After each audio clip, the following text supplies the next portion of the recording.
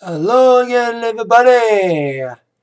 Zach Attack is here with the attack line for Monday, February 11th, 2013. Alright, let's kick it off with DJ Zach Attack news. Was supposed to have 2 gigs over the weekend, but my scheduled fighter gig at the Romeo High School, the DJ there, pep assembly, and lunches was canceled, or should I say rescheduled till Valentine's Day because of the snow day. There was a little snowstorm that hit through Michigan, of course, maybe towards the East Coast too, especially in New York, New Jersey area.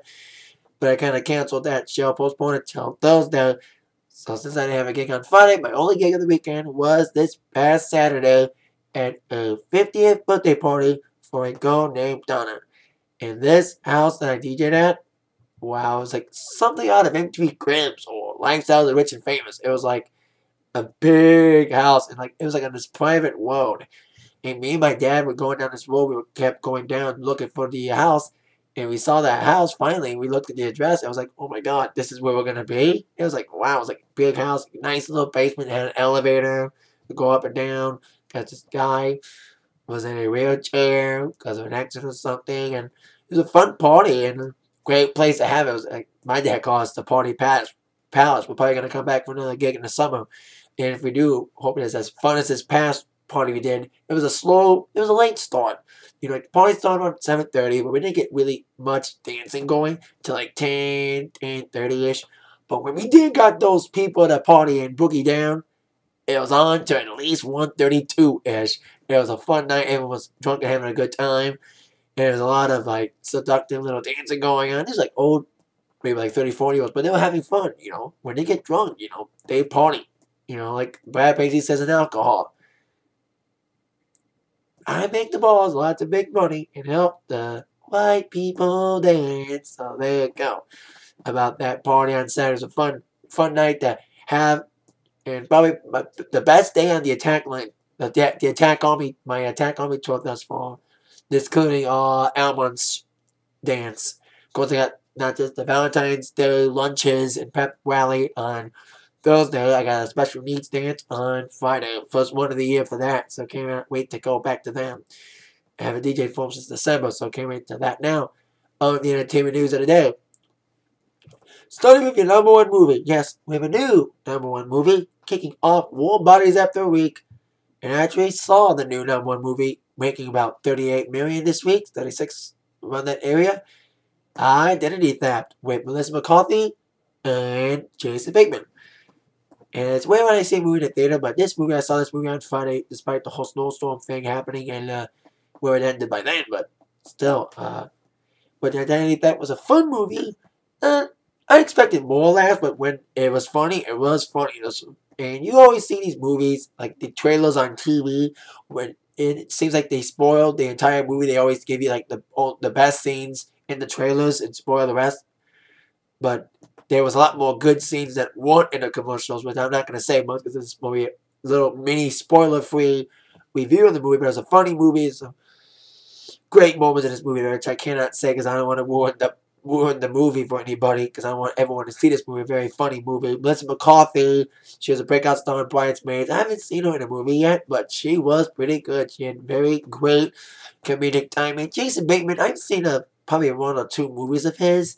I saw him in The Change Up with Ryan Reynolds. I reviewed that movie on Attack Line, I think, 2 years ago when I was first making these Attack Lines. And his style for this movie, his acting style is like weird for this movie. His style is like very stiff, very professional, very trying to be professional, trying to be serious. But his style is like the yin to the yang of Melissa McCarthy's craziness in the movie. There's a lot of great scenes. Those weird scenes, several people in this movie, like T.I. was in it, Eric Stonestreet from Modern Family. For me, it was weird to see Eric Stonestreet play a straight character for once, because I've seen him in Modern Family, one of my favorite comedies, playing Cam, who's a gay dad, so it's good to see that. It was cool in his little short role, but still, very fun movie. If you haven't seen it yet, see Identity Theft, very funny movie. So, there you go. Now, on with the Grammys. Grammy Aftermath, of course, the ratings came in for the Grammys, and it did not beat last year's 39 million ratings because of last year Whitney Houston's death and all. That's why I got high ratings, but still, not that bad of a showing for this year. Second biggest audience in 20 years. 28 million watched last night's show. And it didn't lose that much ratings, despite the fact it was going up against The Walking Dead season premiere. Because I don't watch that show, my friends do. So, anyway, of course, I made my Grammy review last night about the show. What I thought about it was a decent show. It was a feel-good show. I said it at the beginning, and every critic said the same thing. It was a feel-good Grammy after last year, having such a somber mood after Whitney Houston death and all. With it being a black cloud hanging over the show, but it was this year it was just more fun. Everyone was more amped. And there was an energetic, fun. It was just feel good and tame. But anyway, I forgot to mention some things on my review. I mean, I pointed out some things I forgot to mention during my review last night. Number one, I forgot to mention that during the first award of the night, which was Best Pop Solo Performance, given out by J-Lo and Pitbull, was given out to Adele. A fan bum-washed the stage and kind of like talked about Adele. I forgot to mention that during my review about the fan bum-washing the stage. Number two, I heard Jack White said the F word. I didn't notice that. I need to watch that performance again. Speaking of not noticing things the first time, I didn't notice. And I've read a lot of people talking about Taylor Swift kind of making a sly little diss at Harry Styles last night during her performance of We Are Never Ever Getting Back Together. I watched the performance again, and during the part when she's doing the speaking part, when she's like, he called me up and said, I still love you. She said it like, he called me up and said, I still love you. Like in a fake British accent, kind of like making fun of Harry Styles. It's like, I'm sorry, I'm headlining the Grammys right now, so we're not getting back together. So like everyone's taking it as a little sly diss at Harry Styles. That's like one of the most talked about topics. Besides that, Adele's like a fashion. Like I said in my review, I liked her look when it comes to like how she looked facial wise, but I don't like her dress though. The dress was not the best for Adele. And another big talk about J-Lo showing a lot of leg during her on her dress last night. Hey, it's better than showing a little flesh on the boob wise. After that infamous dress in 2000, she put a little sly little joke about that during her presentation to Adele.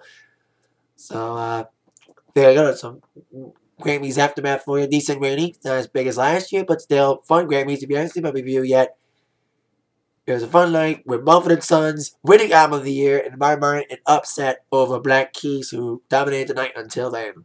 So there you go. Now, speaking of the Grammys, of course, not a big winner, but a winner nonetheless last night was Drake. After losing 2 of his 3 nominations to Jay-Z and Kanye, he finally got the win because they weren't even nominated for Best Rap Album, winning it for Take Care.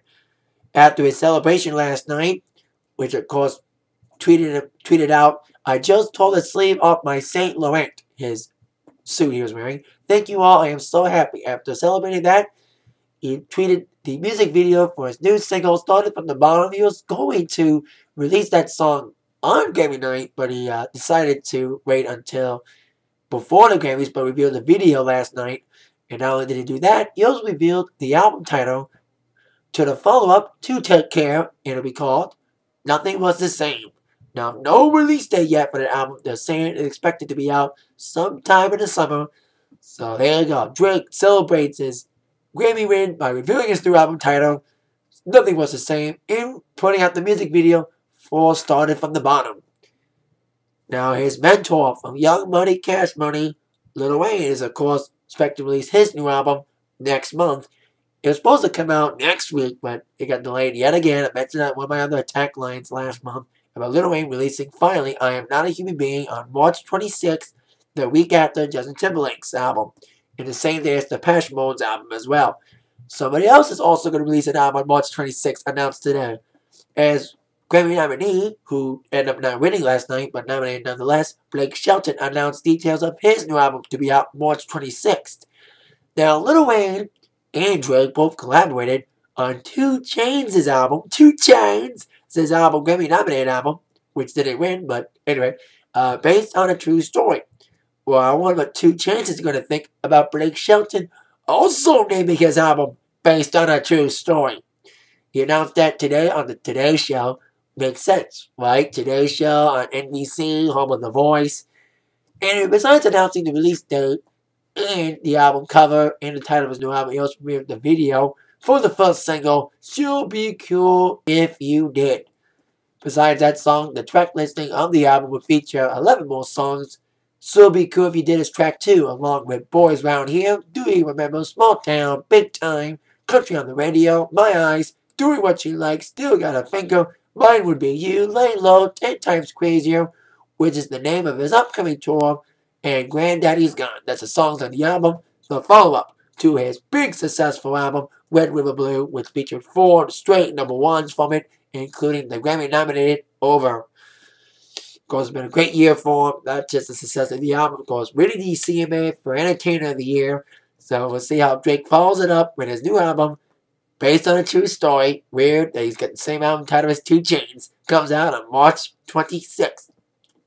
Of course, The Voice coming not so soon after.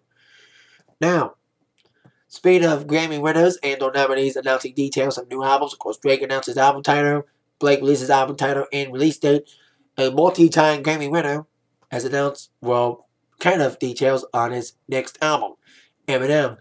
Now, Paul Rosenberg's manager and Shady Records president was doing an interview about upcoming releases on Shady Records. And when questioned about when Eminem's new album was going to come out, he stated, "We fully expect to releasing a new Eminem album in 2013. He's been working on that for some time. It's safe to say that it'll be post-Memorial Day at some point. Not sure exactly when. But indeed, Memorial Day has been a decent weekend for Eminem in the past. He released The Eminem Show, a Grammy-winning album, on Memorial Day weekend back in 2002.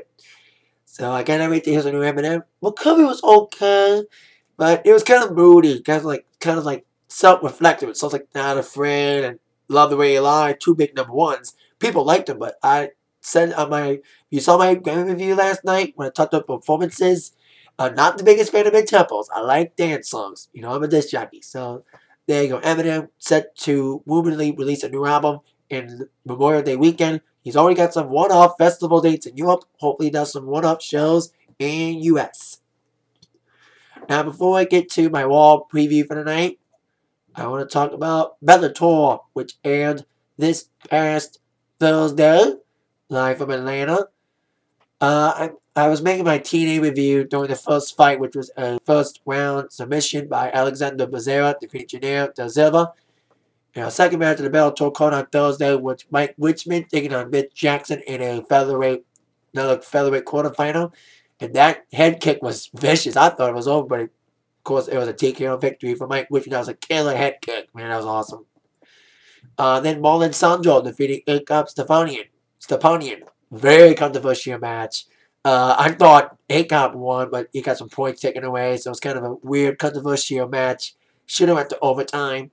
It kind of reminded me of Demetrius Johnson and Ian McCall went to should have been a draw or went to another round, but they had a rematch. We'll see if Marlon Sandro and Akop has a rematch after a various controversial decision. In our main event, Alexander Shemenko getting a knockout victory over Mikhail Bako, winning the vacant middleweight championship. It was a decent okay card this past Thursday. We'll see what happens this Thursday on Bellator 89 in North Carolina, to be headlined by a bantamweight championship fight and the middleweight quarterfinals. Now, on with my Raw preview for tonight. The last Raw before Elimination Chamber. We got a lot of questions to ask and so little time. Top 5 questions that must be answered tonight. Starting with question number 5. Will any of the new names be announced for the class of 2013 WWE Hall of Fame this year? Tonight. Now, we already know Bob Backlund's going in, Mick Foley's going in, Trish Stratus is going in, deservedly so. Another inductee announced last week, Bruno Sammartino, big holdout. Now that I'm hearing that Bruno's going to be the big headliner, the big draw for the Hall of Fame this year, I wonder who they're going to announce now. I'm hearing them trying to look for a celebrity. Hoping it ain't pointless, like the couple they've been putting in, like they put in people like Bob Uecker and Pete Wells and Ruben Fitzpatrick. Yes, they had significant WrestleMania moments, but Drew Carey in the WWE Hall of Fame, that's questionable. I love Drew Carey, but He was just in a womble for like 10 seconds. He didn't do nothing. So that's why that was a head scratcher. Pun to pun. Anyway, so let's see if anyone new names be announced tonight, especially celebrities. I'm trying to get one. I'm trying to think of which Floyd Mayweather. You think he may be inducted in the Celebrity Ring of WWE Hall of Fame? Who knows? See if any new names announced tonight for that. Question number 4. Will Undertaker make an appearance tonight? Now, there's been a lot of rumors around the wrestling world and that wrestling community today that Undertaker is in Nashville. And reportedly could be on Raw tonight, which is in Nashville. So, usually the internet rumors are usually false about these things, but we'll see if Taker does end up showing up tonight, probably doing a little tease for a possible match between him and Punk at Mania. Despite rumors of Taker being injured, too hurt to do it because of his numerous injuries and surgeries, you know, he could end up being on Raw tonight to tease it, so we'll never know. We'll see if Taker does show up tonight or not. But I think it should be after Elimination Chamber in my mind. You should set up Mania after Elimination Chamber, so we really see Taker tonight before Elimination Chamber. It would be kind of weird. But Rock came back before Elimination Chamber when he was cast hosting Mania, so there you go. Question number 3. What will Brock Lesnar do tonight? Now, Brock Lesnar came back 2 weeks ago. Last week, he beat the crap out of Miz. Now, I read a comment on my wall review last week that I need to not only comment on here, but also commented on my comment page of the comment. But I saw a comment about someone saying, don't let there be a Miz-Brock Lesnar feud. No, there won't be. I think Miz could wrestle Brock Lesnar just for a revenge match, but I don't think a feud's going to come out of it. Because Brock's probably, in my mind, focused more on sending a message to Triple H. Because there's been rumors about Brock Lesnar wrestling Triple H again at Mania, despite my hatred for the SummerSlam match. I hated that match. But Brock's basically sending a message to Triple H. That's why he beat the crap out of Vince, leading to real-life hip surgery. So, there you go. See what Brock Lesnar does tonight to send further message to Triple H or anybody else he wants to wrestle at Mania. So, there you go. Question number 2. Will any other new matches or participants be announced for Elimination Chamber? Now, Dolph Ziggler doesn't have a match yet, so he may be involved in the match. I don't think he should be in the Chamber match itself because he's got the Money in the Bank briefcase. He may be in the pre-show. That match may be announced tonight about who's on the pre-show on YouTube. And there's 2 spots left in the Elimination Chamber match for the number 1 contendership opportunity at Mania for the world title. We know Randy Orton's in, Rey Mysterio's in, Daniel Bryan in, and after defeating Randy Orton on SmackDown, the returning Mark Henry, who beat the crap out of Daniel Bryan last week on Raw, is also in the Chamber match. I hope one of those last 2 spots in the Chamber match goes to Christian, who's set to return, as well as R-Truth. I don't think R-Truth should be in the Chamber match, but I hope Christian, if he does return tonight, hopefully he does, he will be in the Chamber match. There's been a lot of people returning. Mark Henry, Jack Swagger, who I think should take that's my prediction. The next 2 spots for the Chamber match should be Christian and Jack Swagger. Swagger looked very good last week. Let's see if he looks good again tonight, if he wrestles. And now question number 1. Will go down between Rock and CM Punk to hype up the main event for Chamber. Now, Rock wasn't on last week, so I expect Rock to be in Nashville tonight to hype up the match between him and Punk, not via satellite. And let's see if Punk even wrestles at all, because apparently there was a little incident during a house show over the weekend that Punk almost got injured when Miz botched a suplex on Punk. There might be a little bit of heat on Miz. Maybe that's why he got beat up by Lesnar, but that was before this incident. But anyway, Punk isn't seriously injured as I know of. He might be hiding a serious injury that no one knows about. But until then, Punk is still going to wrestle The Rock this Sunday unless otherwise. So we'll see if that little close to injury can affect Punk heading towards this match against The Rock this Sunday for the WWE Championship. What will go down during the last Raw before the Chamber pay-per-view? We'll see tonight at 8 on Raw on USA Network. That is it for the Atakline for today. See you later for my Raw review. With that in mind, you've all been attacked by the news from Zach. See you again, everybody. Yeah.